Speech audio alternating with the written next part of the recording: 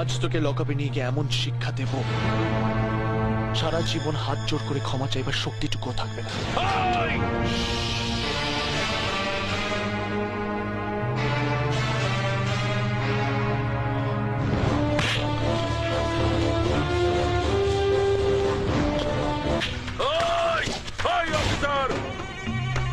তুমি নতুন অফিসার হয়েছো তাই বোধহয় আমাকে চেনো না।